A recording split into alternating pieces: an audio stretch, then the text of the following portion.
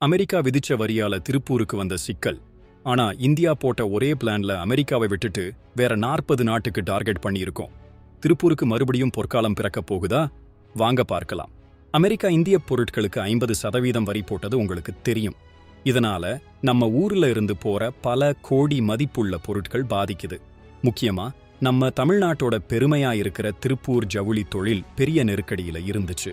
ஆனா இந்த சவாலை சமாளிக்க மத்திய அரசு ஒரு தரமான பிளான் போட்டிருக்கு. அமெரிக்காவை நம்பி இல்லாம இங்கிலாந்து, ஜப்பான், ஜெர்மனி, பிரான்ஸ்னு மொத்தம் 40 நாடுகளை குறி வச்சிருக்கோம். இந்த நாடுகள்ல ஆண்டுக்கு கிட்டத்தட்ட 49,000 கோடிக்கு ஜவுளி இறக்குமதி நடக்குதாம். இப்போதைக்கு நம்மளோட பங்கு வெறும் 5% தான் இருக்கு. ஆனா இந்த புதிய பிளான் மூலமா இதை அதிகப்படுத்த முடியும்னு நம்புறாங்க. திருப்பூர்காரங்களுக்கு வேலைவாய்ப்பும் தொழிலுக்கு புது சந்தையும் கிடைக்குது. அமெரிக்கா போட்ட வரி பாதிப்பிலிருந்து நம்ம திருப்பூர் சீக்கிரமே மீண்டு வந்து உலக ஜவுளி சந்தையில மறுபடியும் தலைநிமிரும்னு நம்பலாம். இந்த திட்டம் திருப்பூருக்கு மட்டும் இல்ல, நம்ம நாட்டின் பொருளாதார வளர்ச்சிக்கும் ஒரு புது வழிகாட்டும்னு நினைக்கிறீங்களா?